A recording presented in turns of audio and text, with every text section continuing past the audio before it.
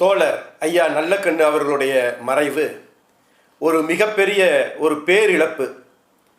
இந்த இழப்பில் நம்ம ரொம்ப அவருடைய இறப்பு செய்தி கேட்ட உடனே நம்ம மனசில் வந்தது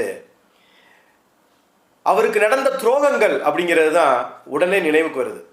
எவ்வளோ பெரிய உயர்ந்த ஒரு விடுதலை போராட்ட வீரர், விடுதலைக்கு முன்பும் பின்பும் இந்த நாட்டு நலனில் மக்கள் நலனில் எவ்வளவு அவர் அக்கறை செலுத்தினார். அவருக்கு இந்த அரசியல், இந்த தமிழ்நாட்டு அரசியல், இந்த இந்திய அரசியல் அவருக்கு என்ன அங்கீகாரத்தை கொடுத்தது அப்படின்னா மிகப்பெரிய துரோகங்களை கொடுத்துச்சு. குறிப்பாக சொல்லணும்னா ஐயா கருணாநிதி அவர்கள் செய்த துரோகம் மாதிரி வேற எந்த துரோகமும் இருக்காது. கோயம்புத்தூரில் அவர் நாடாளுமன்ற தேர்தலில் போட்டியிடுறாரு. இன்னும் சொல்ல போனால் அவரை போல ஒரு எளிய மனிதர், அமைதியான மனிதரை பார்க்க முடியாது. அவரை வீழ்த்துவதற்கு பாரதிய ஜனதாவோடு வியூகம் வகுத்த கருணாநிதியினுடைய துரோகத்தை இந்த நேரத்தில் நினைக்காம இருக்க முடியாதுங்க. அன்னைக்கு சிபி ராதாகிருஷ்ணனை வெற்றி பெற செய்வதற்காக ஐயா கருணாநிதி அவர்கள் ஐயா தோழர் நல்லக்கண்ணு அவர்களை தோற்கடித்தார்.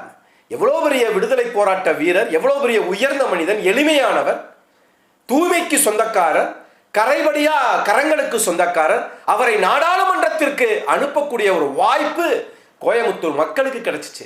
ஆனால் அதையும் தட்டி கழித்து right person in the wrong party அப்படின்னு வாஜ்பாயை புகழ்ந்து இன்னைக்கு பேசுகிற சனாதனத்தை எல்லாம் மறந்து அன்னைக்கு என்ன சொன்னாங்க? ஆர்எஸ்எஸும் திராவிடர் கழகம் போல ஒரு மக்கள் நல இயக்கம் தான் அப்படின்னு சொல்லி சிபி ராதாகிருஷ்ணனை, பிஜேபியின் சிபி ராதாகிருஷ்ணனை வெல்ல வைப்பதற்காக நல்லக்கண்ணுவை தோற்கடித்தார்கள் பாருங்க. அதுதாங்க நினைவுக்கு வருது, வேற எதுவும் நினைவுக்கு வரல.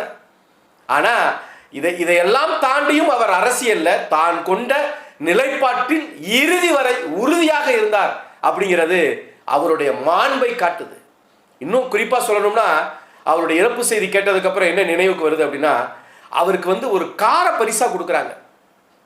அந்த கார பரிசா கொடுக்கும்போது இதே இந்த கருணாநிதி என்ன செஞ்சார் அப்படின்னா, காரை கொடுத்தா அதுக்கு யார் ஓட்டுநரை கொடுக்கறது, அந்த ஓட்டுநருக்கு யாரு ஊதியம் கொடுக்கறது, அந்த காருக்கு யார் எரிபொருள் போடுறது அப்படின்னு கேட்டு அதையும் சேர்த்து கொடுக்கணும்னு சொல்லி எங்கிட்டாவது ஐயா தோழர் நல்லக்கண்ணு அவர்களை களங்கப்படுத்திடலாம்னு கருணாநிதி திட்டம் போட்டாரு.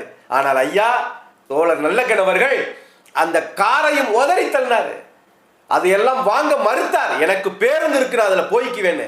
இல்லைன்னா கருணாநிதி ஐயா நல்லக்கண்ணுவையும் யோக்கியம் இல்லைன்னு காட்டுறதுக்காக செய்யப்பட்ட வேலை அது. அதற்கு பிறகு என்ன பண்ணாங்க? 1 கோடி ரூபாய் கொடுத்தாங்க ஐயாவுக்கு. எதுக்கு தெரியுமா? அவருடைய சமூக நலப்பணிக்கு, அவருடைய அரசியல் பணிக்கு, அவருடைய எளிமைக்கு அப்படின்னு 1 கோடி ரூபாய் கொடுத்தாங்க. அந்த 1 கோடியும் தூக்கி கட்சிக்கே கொடுத்துட்டார். அதுவும் எதற்காக கொடுத்தார்? கட்சி பணிக்காக, கல்விக்காக, சமூக நலனுக்காக அப்படின்னு சொல்லி இந்த 1 கோடியும் அந்த மேடையிலே தூக்கி கொடுத்துட்டு போயிட்டார். சாதாரணமா இல்லைங்க. விடுதலைக்கு முன்பும் விடுதலைக்கு பின்பும் தலைமறை வாழ்க்கை, போராட்டம், சிறை, கைது இவ்வளத்தையும் தாண்டி 100 வயதை தாண்டி இருக்கிறார். அவரை பற்றி நினைக்கும் போது எல்லாரும் ஒரு வார்த்தை சொல்லுவாங்க, யாரையாவது புகழணும், யாரையாவது வாழ்த்தணும் அப்படின்னா 100 ஆண்டு காலம் வாழணும், நோய் நொடி இல்லாமல் நீங்க வாழணும் அப்படின்னு சொல்லுவாங்க. அது அவருக்கு தாங்க பொருந்தும். 100 ஆண்டு காலம் வாழ்ந்திருக்கிறாருங்க இந்த மண்ணில். அதை விட அவருக்கு பெரிய ஒரு பெருமை வேற இல்லை. எத்தனை துரோகங்களை கடந்தாலும், அரசியலில் இவ்வளவு ஆண்டுகள் இருந்தாலும், உண்மையான மக்கள் தொண்டு செய்தாலும், ஆனால் அவருக்கு உரிய அங்கீகாரம் இந்த மக்கள், இந்த அரசியல் தரல அப்படிங்கிறதா உண்மை. விடுதலை போராட்டத்தில் மட்டும் 10 ஆண்டுகள் சிறை. அதற்கு பிறகு சரி விடுதலை தான் அடைஞ்சாச்சே, அதற்கு பிறகு அவர் எல்லாரையும் போல ஏதோ ஒரு பதவியை வாங்கி யாருடைய ஆட்சியவாது கையை பிடிச்சி காலை பிடிச்சிட்டு உட்காந்துக்கிட்டு அமைச்சராக இருந்துருவோம் அப்படிலாம் இல்லை. உழுபவனுக்கே நிலம் சொந்தம்னு போராடினார். இதே காங்கிரஸை எதிர்த்து போராடினார். பல்வேறு கட்ட போராட்டங்களை நடத்தினார். அவர் படாத துன்பங்கள் கிடையாது. இன்னும் சொல்லுவாங்க, காவல்துறையினால அவருடைய மீசை சுருட்டால, குடிக்கக்கூடிய சுருட்டால சுடப்பட்டதுன்னு வாங்க. அதனால அந்த மீசை மட்டும் இல்ல, அவருடைய உதடுகளும் மேல் உதடுகள் கூட வெந்து போனதுன்னாங்க. அன்னைக்கு எடுத்தார் முடிவு, இந்த மீசை நான் இனிமேல் வாழ்க்கையில் என்றைக்குமே வைக்க மாட்டேனே. இன்றைக்கு 101 வயது ஆனாலும் அந்த மீசையை அதிலையும் இறுதி வரை உறுதியாக இருந்திருக்கிறார். எளிமையானவர், அமைதியானவர், இதான் எல்லாருக்கும் தெரியும். ஆனால் இன்னொன்றை நம்ம கவனிக்கணும், எளிமையானவர் தான், ரொம்ப அமைதியானவர் தான், ஆனால் ஆதிக்க வர்க்கத்திற்கு மிகப்பெரிய ஆபத்தானவர் அப்படிங்கிறத பல இடங்கள்ல அவரை பார்க்கலாம். ரொம்ப அமைதியா இருப்பாரு, ஆனால் ஆபத்தான மனிதன். அவர் மேல உள்ள வழக்கில் ஒரு வழக்கு தெரியுமா? வெடிகுண்டு வைத்திருந்தார் அப்படிங்கிற வழக்கு அவர் மேல இருக்குது.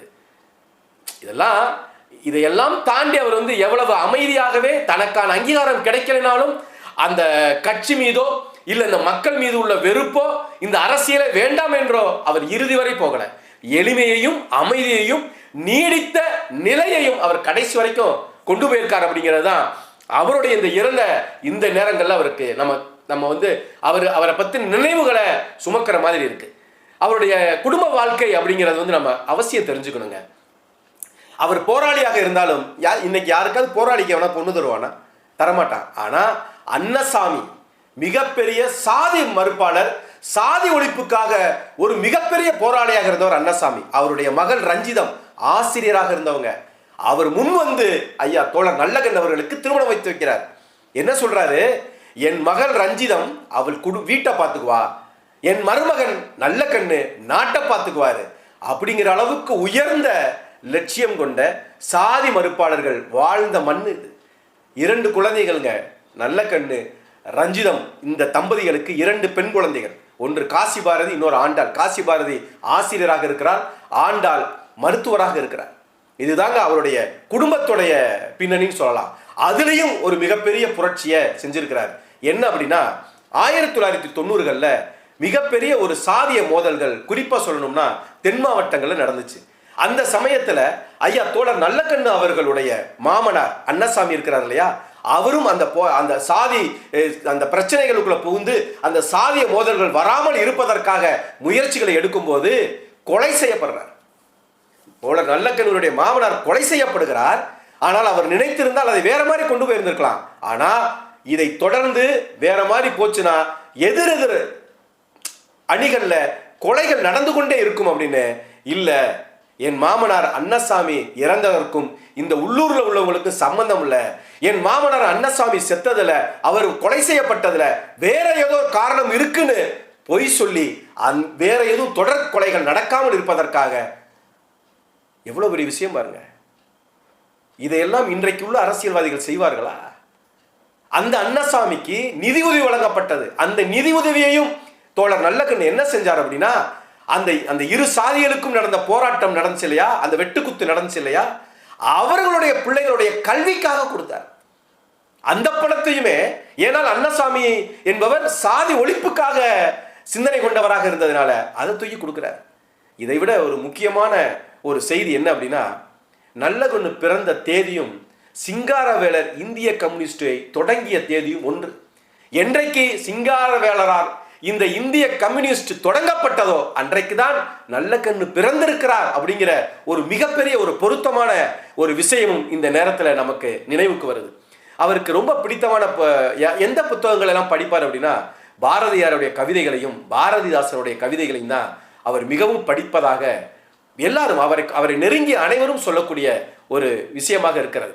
இதுல மிகப்பெரிய நாதஸ்வர ஒரு ரசிகராகவும் இருந்திருக்கிறார். அவருக்கு மிக பிடித்த பாடல் அப்படின்னா நலம்தானா நலம்தானா உடலும் உள்ளமும் நலம்தானா, அந்த பாடல் தான் அவருக்கு ரொம்ப பிடித்தமான பாடல் என்றும் அவருக்கு நெருங்கியவர்கள் சொல்கிறார்கள்.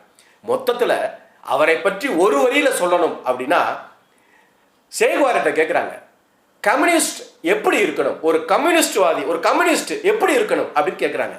அதுக்கு சேகுவாரா சொல்றாரு, எளிய சுமையும் வலிமையான கால்களும் கொண்டவனாக இருப்பவன் தான் உண்மையான கம்யூனிஸ்ட் அப்படிங்கிறாரு.